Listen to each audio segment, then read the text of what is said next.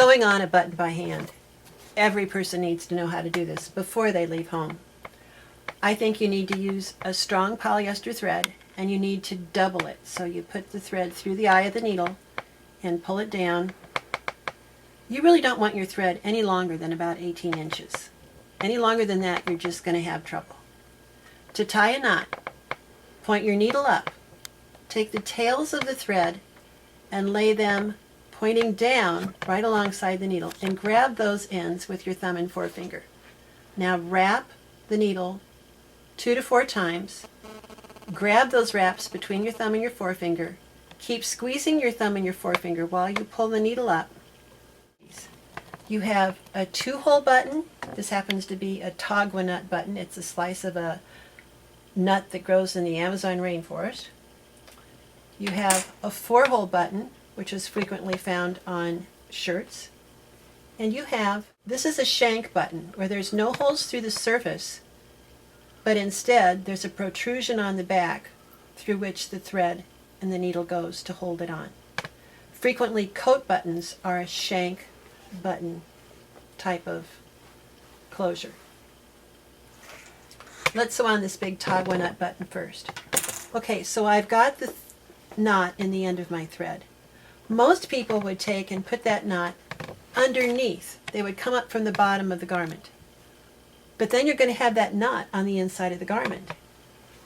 I teach, rather, that you're going to take a little stitch where you want the button to be on the top of the garment, because the button is going to cover up the knot. Now you see on the wrong side, you just have a nice little stitch. Far, far nicer. So then you're going to take your button, you're going to come through 1 hole, go down through the other, and take a similar little bite of fabric. Now see how I'm holding the fabric in the button? I'm not holding it like this. I'm not sticking the needle all the way down and taking my hand to the bottom. I'm going to have my hand and the needle on the top the whole time.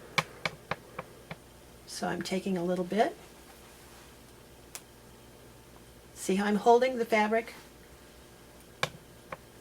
And don't pull the thread real tight. If you hold it like this, you are creating a little bit of play in the thread, which is what you want to do. If you're going to be sewing on a number of buttons, you do want to keep track of how many times you're going to stitch through the holes. I would do no less than 3, perhaps even 4. Okay, so that is 4 times through. So you see how the button is a little bit loose? It needs to be loose. It can't be sewn real tight to the surface, because the buttonhole side of your garment has to get between the button and the garment. So do you understand that's why you need to have some play? See here how loose this is? So now what you do is you pull the button up tight against the threads, and you create a shank. You create some depth between the button and the fabric by wrapping the thread around. So do you see, you have created a shank. Now stitch through that shank, but before you pull your thread all the way tight, go through the loop to make a knot. Do it again, through the loop, make a knot. Now, you never, ever, ever cut the thread close to the knot. If you do, the knot will come undone and your button will eventually fall off. Instead, take the eye of the needle, guide it down between the layers of the fabric, poke it back out, then cut your thread closely. So you have a button sewn on with a shank securely, with some room between the back of the button, the fabric, where the other buttonhole side of your garment can lay. The 4-hole button is very similar. In fact, I don't even need to show it, but I do need to tell you that there are some creative ways that you can sew on a 4-hole button. You can go creating a cross. You can go 2 holes, 2 holes, but you could also do 2 holes, all the way around, so you would have a square created in the top of your 4-hole button. So decide how you want to do it. The technique is the same as I showed you there. Be sure to do it creating a shank.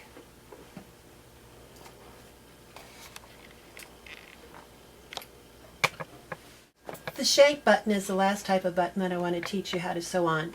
Remember, it has this protrusion on the back, and a lot of coat buttons are a shank button. Do the buttons frequently fall off your coats? If it's a metal shank, I can tell you what's happening is that the metal is sharp and it is cutting the threads that it's been sewn on with. So you have to do one of two things. You have to use a stronger thread, like a button carpet type thread that's very fat, very strong, and sew it on. Or metal doesn't cut metal as easily as metal cuts fabric. This is a hint I learned a long, long time ago. You just take hook and eyes. Now if you go to estate sales, you might be able to find some of these old sets of hooks and eyes. Look, this was 19 cents. The reason I'm saying find some old ones is because the new hook and eyes only have the U-shaped eye. They don't have the straight eyes, and I prefer to have the straight eyes, so I'm always looking for these. I don't know why they stopped making the straight eyes, but I would take the straight eye. If you can get it, you're going to slip that through the shank of the button and then sew these eyes onto the fabric. That button won't come off. Now if you have a very heavy coat, the U-shaped eye is going to serve to create a nice deep shank. So clip off the U-shaped shank, and it's the same principle. Feed this into the metal shank of the button, and then sew those holes onto your coat. Does it make sense? Metal's not going to cut through metal as easily as metal cuts through thread. So that hint aside, let's just quickly go through sewing this button directly to the fabric. Again, I've tied a knot, and I'm going to put the knot on the front of my fabric with a little stitch. Cut any tails close, and then just simply go through the shank. But do you see again, my needle, my work is on the top. I'm not poking this needle all the way down, turning it, pulling it, sticking it back up. That's labor intensive. Don't do that. Instead, just take a little stitch, go through the shank, take a little stitch.